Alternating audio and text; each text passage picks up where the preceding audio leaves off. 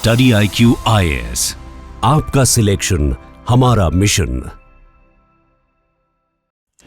नमस्कार साथियों, बहुत बहुत स्वागत है आप सभी का हमारे आज के इस बेहद महत्वपूर्ण और गंभीर विश्लेषण में। साथियों, आज चर्चा की शुरुआत एक बहुत ही बुनियादी लेकिन हिला देने वाले सवाल से करते हैं। जरा ठंडे दिमाग से सोचिए, जिस देश में यूपीएससी सिविल सेवा परीक्षा सिर्फ एक परीक्षा नहीं बल्कि मोक्ष का रास्ता माना जाता हो, जहां एक अदद आईएएस या आईपीएस की कुर्सी पाने के लिए भारत के लाखों युवा अपनी जवानी के 5 साल 7 साल दिल्ली के मुखर्जी नगर या राजेंद्र नगर की 10 बाई 10 की कोठरियों में खपा देते हो, जहां एक गाड़ी पर नीली बत्ती अब बोर्ड लग जाए तो पूरे खानदान का इतिहास बदल जाता हो, उसी देश में अगर कुछ युवा, कुछ बेहद काबिल और पावरफुल आईएएस और आईपीएस प्रतिष्ठित अधिकारी एक दिन अचानक उठे और कहें कि बस बहुत हुआ, अब मैं इस महाप्रतिष्ठित नौकरी से इस्तीफा दे रहा हूं, तो आपके दिमाग में पहला थॉट क्या आएगा दोस्तों? आप कहेंगे कि सर पर्सनल रीजन होगा, कोई कहेगा अरे पॉलिटिकल होगा, लेकिन साथियों मामला इतना सीधा नहीं है। ध्यान से सुनिए, ये लोग आईआईटी में पढ़े, इन्होंने एआईआर रैंक प्राप्त की, all India rank toppers rank निकाली, उन्होंने अपने जिलों में हुकूमत की, अपराधियों को घुटनों पर लाया। वो अचानक 10-12 साल की सर्विस के बाद कह रहे हैं अब मुझे यह रुतबा नहीं चाहिए। तो आज का जो बिग क्वेश्चन है वो यह नहीं है कि किसी एक अधिकारी ने नौकरी क्यों छोड़ी। आज का सबसे मारक सवाल यह है दोस्तों कि क्या भारत की सबसे शक्तिशाली सरकारी नौकरी अब देश के क्रीम टैलेंट का अंतिम सपना नहीं रही? दूसरा, क्या 2026 की नई पीढ़ी सफलता को उस पुराने चश्मे से नहीं देख रही जिससे हमारे दादा परदादा देखा करते थे सफलता को? या फिर क्या भारत की ब्यूरोक्रेसी के अंदर कोई ऐसा सिस्टमेटिक दीमक लग चुका है जिसकी चर्चा सत्ता के गलियारों में कोई करना ही नहीं चाहता? तो आज की यह क्लास, आज की यह चर्चा किसी व्यक्ति विशेष पर नहीं है। आज हम ऑपरेशन करेंगे भारत की सबसे शक्तिशाली स्टील फ्रेम यानी कि सिविल सर्विसेज के बदलते हुए भविष्य का। तो साथियों, सबसे पहले तथ्यों पर नजर डालते हैं जिससे आपको यह बात और बेहतर ढंग से समझ में आए। हाल ही में एक बड़ी खबर आती है कि ओडिशा कैडर के 2013 के आईपीएस अधिकारी जो भुवनेश्वर के डीसीपी जैसे मलाईदार और बेहद पावरफुल पद पर तैनात थे, जगमोहन मीणा जी, उन्होंने लगभग 13 साल देश की सेवा करने के बाद अचानक इस्तीफा दे दिया। मीडिया से कहा व्यक्तिगत कारण।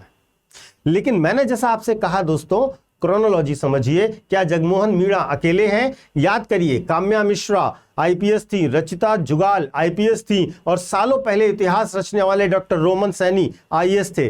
जब अलग अलग राज्यों से, अलग अलग काडर से बिल्कुल युवा और डायनामिक ऑफिसर्स सिर्फ एक ही दिशा में कदम बढ़ा रहे हो तो समझ जाइए कि आग सिर्फ एक घर में नहीं लगी हुई है बल्कि पूरी हवा बदल चुकी है।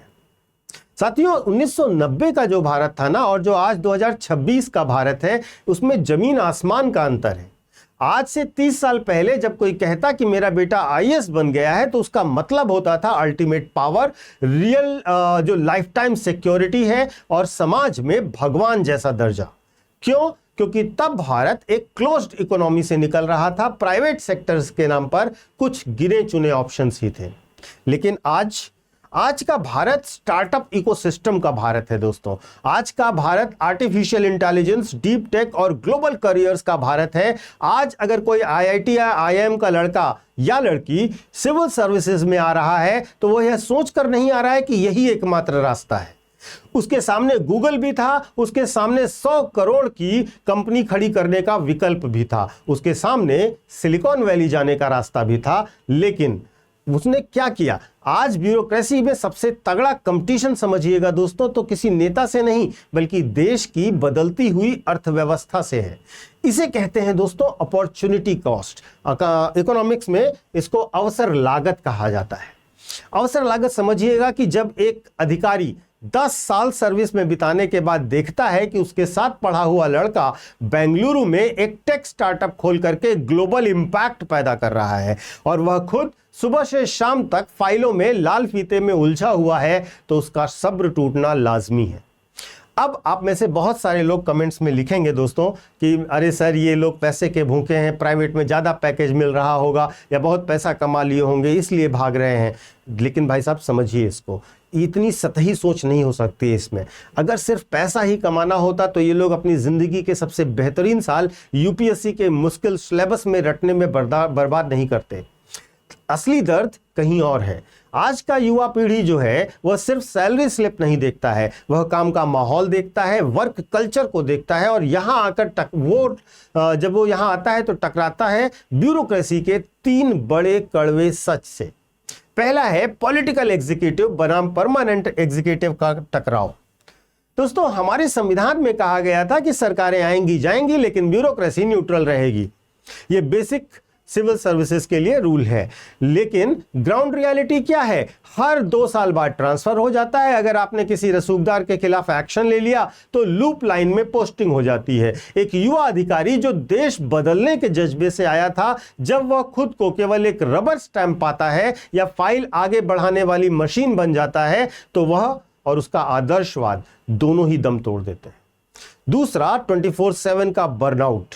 दोस्तों, मेंटल फटीग की मैं बात कर रहा हूं। लोग केवल आईएएस की गाड़ी और उसके बंगले के आगे खड़े हुए गनर देखते हैं, लेकिन उस अधिकारी के रात के 2 बजे की वीडियो कॉन्फ्रेंसिंग को कोई नहीं देखता। वीआईपी ड्यूटी, दंगों का तनाव, त्योहारों पर परिवार से दूरी और सोने पे सुहागा यह हो गया है आजकल कि सोशल मीडिया पर 24 घंटे का ट्रायल। जरा सी चूक हुई नहीं कि आप ट्विटर पर ट्रेंड करना शुरू कर देंगे। यह नौकरी अब सिर्फ जॉब नहीं रही दोस्तों, यह एक प्रकार से ऐसा दमघोटू लाइफस्टाइल बन चुकी है जहां आपकी कोई पर्सनल लाइफ बची ही नहीं।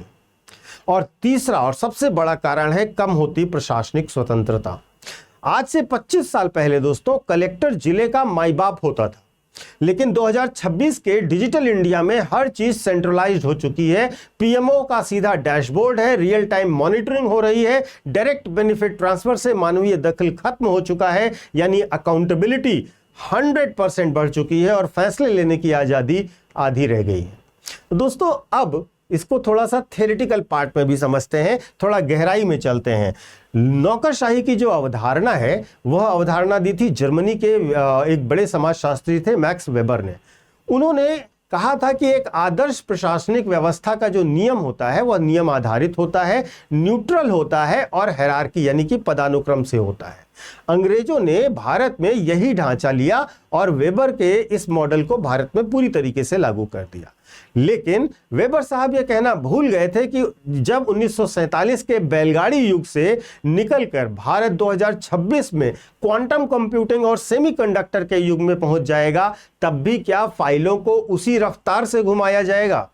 आज के भारत की चुनौतियां बदल चुकी हैं दोस्तों। हमें सिर्फ लॉ एंड ऑर्डर संभालने वाले कलेक्टर्स नहीं चाहिए, हमें cyber security, climate finance, space economy और एआई पॉलिसी को समझने वाले डोमेन एक्सपर्ट्स चाहिए। साथियों, अगर आप देखिए तो पारंपरिक कलेक्टर को लॉ एंड ऑर्डर संभालना होता था, सीआरपीसी की फाइलें और पुलिस बल मैनेज करनी होती थी आईपीएस को, जबकि भविष्य में लीडर हमें चाहिए डोमेन एक्सपर्ट जो cyber security, climate finance, space economy, AI policy in सब को समझ सकें। तो इसीलिए सरकार ने क्या किया? सरकार हमारे यहां लेकर के आती है मिशन कर्मयोगी, जहां पर अधिकारियों को रूल बेस्ड से लेकर के रोल बेस्ड बनाया जा सके। एक तरीके से मिशन कर्मयोगी और लेटरल एंट्री का जो सिस्टम लाया गया वो इसीलिए लाया गया। प्राइवेट सेक्टर के विशेषज्ञों को सीधे मंत्रालयों में ऊंचे पदों पर लाया जाता है और लेटरल एंट्री में अपने विवाद हैं, ये मैं मानता हूं। आलोचक कहते हैं इससे न्यूट्रलिटी खत्म होती है, जबकि समर्थक कहते हैं इससे फ्रेश टैलेंट आता है। ये बात एक अलग बात है कि लेकिन सिस्टम यह मान चुका है कि पुराने ढर्रे पर अब देश नहीं चल सकता, इसमें कोई डाउट नहीं है। तो साथियों, इस पूरे विश्लेषण से आप क्या समझ पाए, क्या लबोलुआब है, क्या निष्कर्ष है? क्या हम यह मान लें कि यूपीएससी का क्रेज खत्म हो चुका है? क्या अब सिविल सर्विसेज बेकार हो गई है? बिल्कुल नहीं। जो भी सोशल मीडिया पर ऐसा आपसे बोल रहा है, गुमराह कर रहा है, वह पूरी तरह से गलत है, तथ्यों को तोड़ मरोड़ रहा है। ध्यान से समझिए, हर साल आज भी 10 से 13 लाख युवा फॉर्म भरते हैं। आज भी भारत के दूर दराज जिलों में, चाहे वो बस्तर हो, लद्दाख हो या उत्तर पूर्व के राज्य हो, एक कलेक्टर या एसपी ही होता है जो बाढ़, महामारी और दंगे से ग्रस्त एरियाज में अपनी जान हथेली पर लेकर सबसे पहले खड़ा होता है। जब तक इस देश में लोकतंत्र जीवित है तब तक स्टील फ्रेम की अहमियत को कभी कोई कम नहीं कर सकता साथियों। और जो इस्तीफे हम देख रहे हैं उसको हम निगलेक्ट भी नहीं कर सकते। हम इसे प्रशासनिक संकट की तरह नहीं बल्कि फीडबैक लूप की तरह देखना चाहेंगे। बदलते भारत का युवा अब केवल पद नहीं चाहता है, वह पर्पस भी चाहता है। 2035 का भारत कैसा होगा? आगे आने वाले 10 सालों में आईएएस आईपीएस की भूमिका पूरी तरह से बदलने वाली है। रूटीन काम एआई और ऑटोमेशन संभाल लेंगे। भविष्य के अधिकारियों को फाइलों के अंबार से मुक्ति मिलेगी। उनका असली काम होगा स्ट्रेटेजिक लीडरशिप करना, पॉलिसी डिजाइन करना और ह्यूमन कनेक्ट बनाना। डेटा मशीन दे सकती है लेकिन न्याय और संवेदनशीलता केवल एक इंसान ही दे सकता है, और यही उम्मीद की जाएगी हमें भविष्य के सिविल सर्वेंट से। तो जो यूपीएससी के एस्पिरेंट्स हैं उनसे भी मैं बिल्कुल सीधी बात कहना चाहूंगा कि अगर आप परीक्षा की तैयारी कर रहे हैं तो रील्स और सोशल मीडिया के रुतबे पर मत जाइए। इस मानसिकता के साथ इस परीक्षा की तैयारी में आइए कि आपको एक बेहद जटिल, दबाव से भरे लेकिन देश को बदलने वाले सबसे बड़े मंच पर आकर परफॉर्म करना होगा। यह नौकरी कोई यात्रा है, यह नौकरी एक यात्रा है, कोई अंतिम मंजिल नहीं है दोस्तों। आज के इस विश्लेषण पर आप अपनी राय भी अवश्य दीजिएगा। क्या आपको भी लगता है कि भारतीय प्रशासनिक सेवा में बड़े बदलावों का समय अब आ चुका है? कमेंट बॉक्स में अपनी राय अवश्य साझा कीजिएगा, और यदि आपके कोई व्यक्तिगत अनुभव हो तो उन्हें भी अवश्य साझा कीजिएगा। यह वीडियो आप लोगों को पसंद आया हो तो लाइक और शेयर भी अवश्य कीजिएगा। इसके साथ साथ जो बच्चे यूपीएससी की तैयारी करना चाहते हैं 2027, 2028 या 2029 के लक्ष्य से, उनके लिए हमारे पास एक बहुत सुंदर सा अनाउंसमेंट है।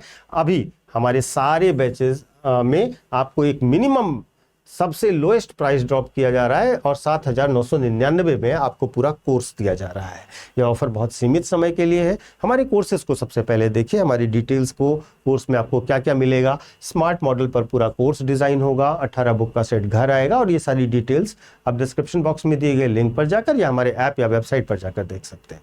इसके साथ साथ ध्यान रखिएगा कि जब आप कोर्स को खरीदने चले तो उसके पहले पीके लाइव कोड का इस्तेमाल कीजिएगा। यह कोड आपको इस मैक्सिमम डिस्काउंट के लिए एलिजिबल करेगा। इसके साथ साथ मैं आपको अपने सोशल मीडिया हैंडल्स भी बता देता हूं। यदि आपको मुझसे कनेक्ट होना है या कोई समस्या है या कुछ बात कहना चाहते हैं तो आप मुझे इस आईडी पर, यूपीएससी मेंटोर पंकज सर की आईडी से आप मुझे इंस्टा और टेलीग्राम पर कनेक्ट कर सकते हैं। यहाँ पर आपको मेरे वीडियोस के अपडेट्स भी मिल जाया करेंगे। Thank you so much. जय हिंद। स्टडी IQ IAS, आपका सिलेक्शन हमारा मिशन।